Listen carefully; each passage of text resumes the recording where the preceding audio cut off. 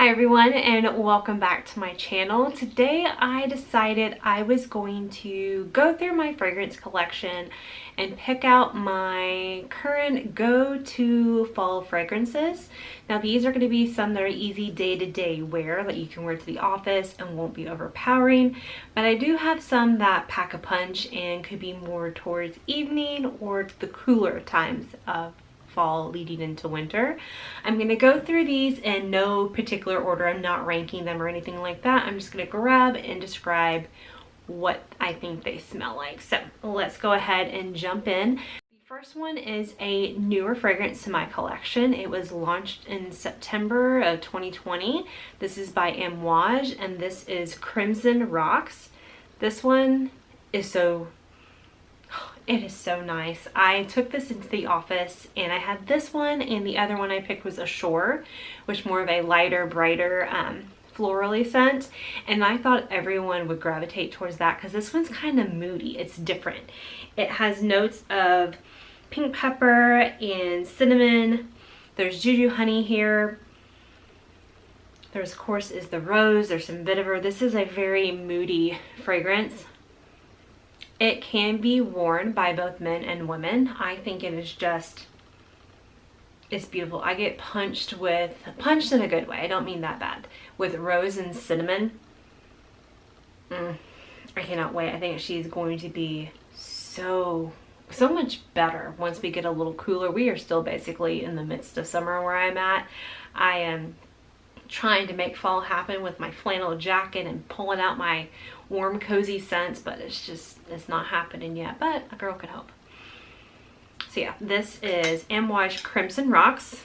Beautiful, beautiful scent. Let's go ahead and jump into the next one. No, this one can go literally in every season. She adapts to your skin and your surroundings, and that would be none other than Miss Annie by Nishane. This is such a interesting scent. Like I said before, it can be worn in any season. It adapts to your skin.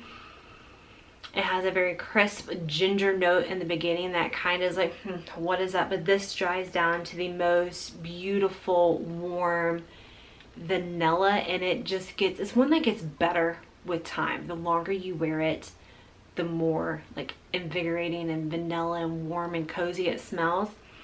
This is a beast. This one you can very easily go overboard. I like to be overboard, but you don't need more than 2, maybe 3 sprays of this bad girl. Otherwise you are going to be smelt from here to Kingdom Come.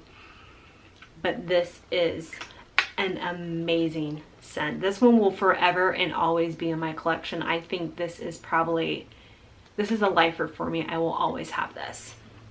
Continuing on, we have none other than, I only have a little one. This is Tom Ford Tobacco Vanille. Kind of tells you in the name right there, Tobacco Vanille.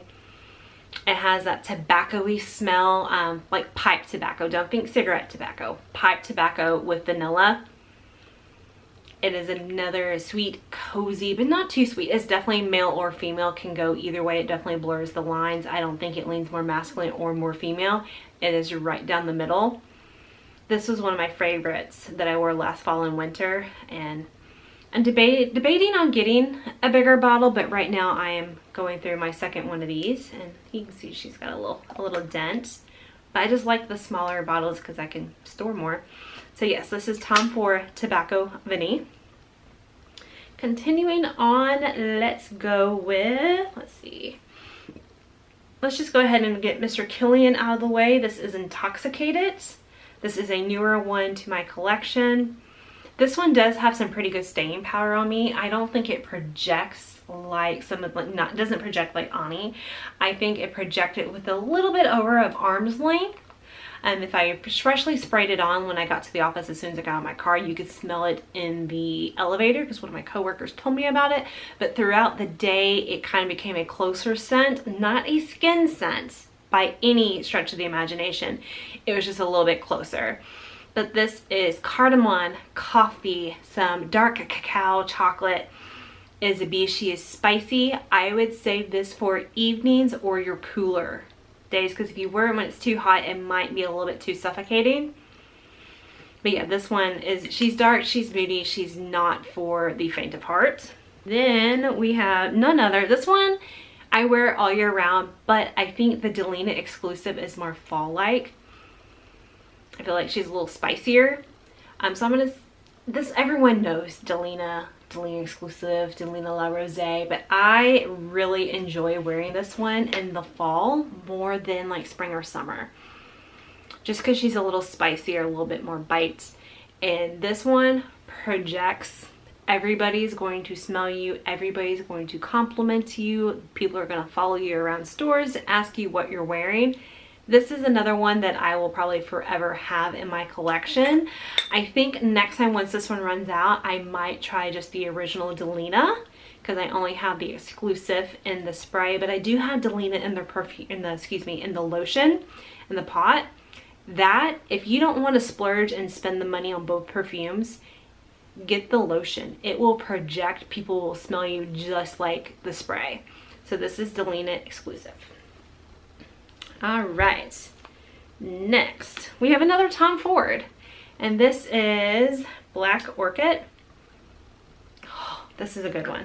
I don't even know what notes are in here anymore. She's spicy, she's just good. Okay, so it says it's a warm floral. Black truffle, bergamot, black orchid, black plum, new argument, patchouli. This is good. I love this one. This is another one that I want to get a big size of. Very good. This one can be worn when it's warmer or cooler. I have worn this to the office and I haven't choked anybody out, and I'm an oversprayer, so that says a lot.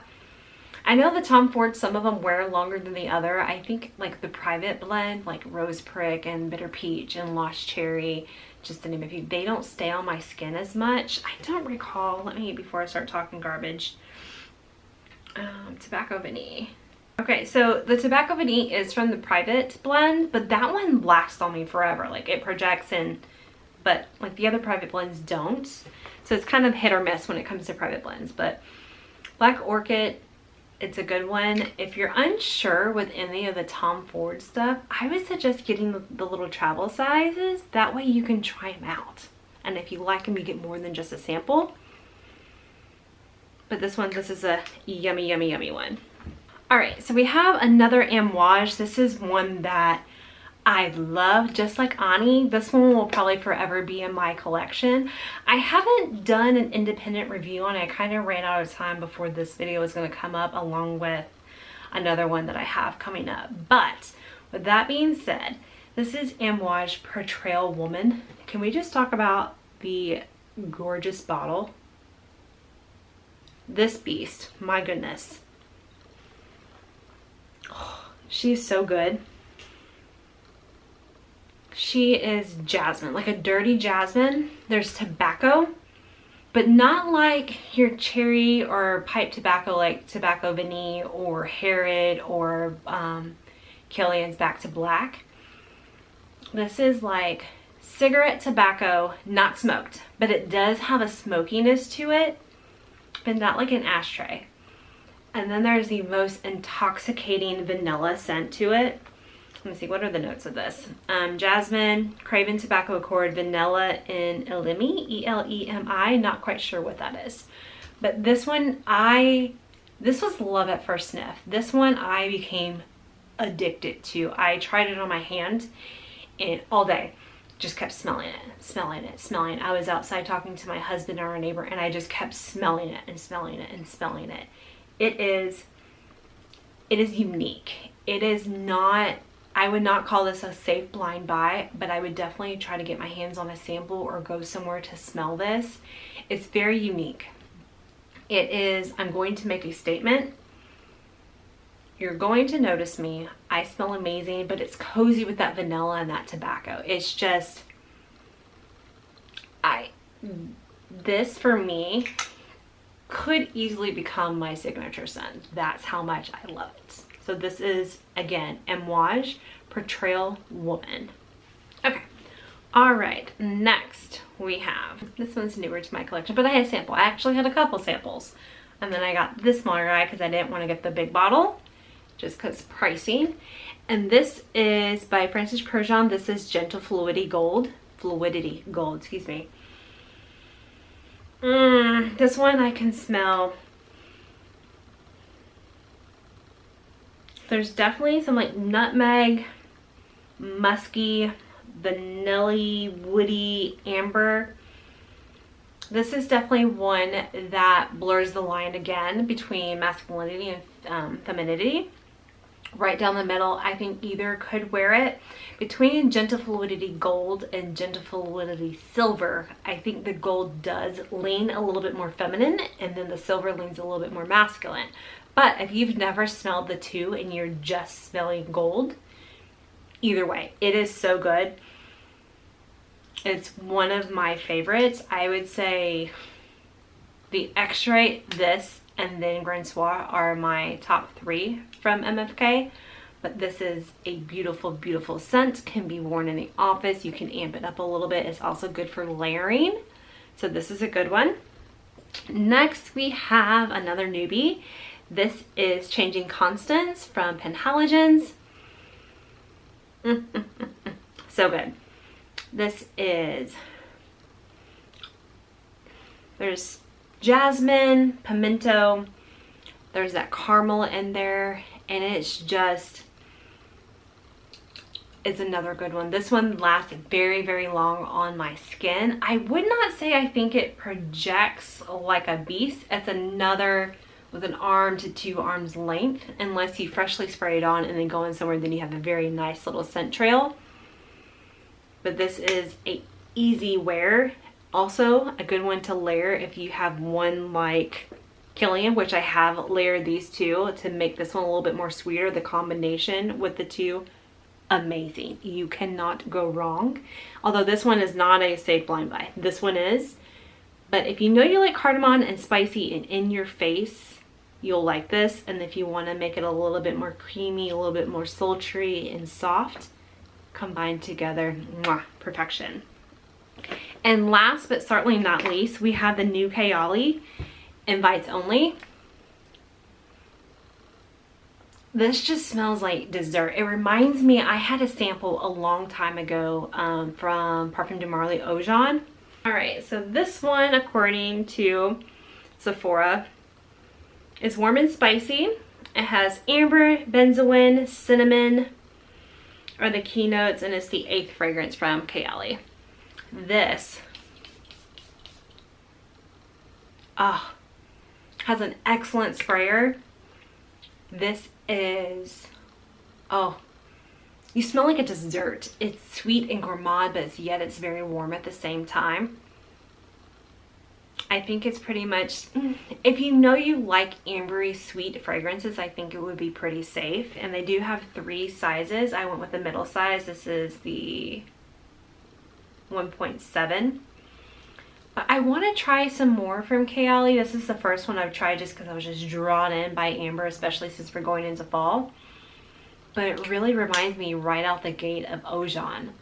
And that's actually, she's on my list, or he rather, he's the masculine bottle, but that one is on my list. But I think I may hold off on getting it because of this one.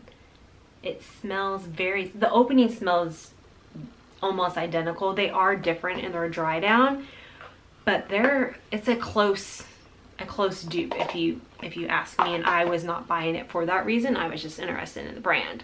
So hopefully this has inspired you to kind of go through your collection and pick out your fall fragrances. And you guys let me know what your favorite fall fragrances are and see if I needed to add it to my list, or if there's something in my collection that I didn't think of that you guys point out. That would be great. Please don't forget to subscribe. The button's right down below. It's completely free, and I will see you guys next time.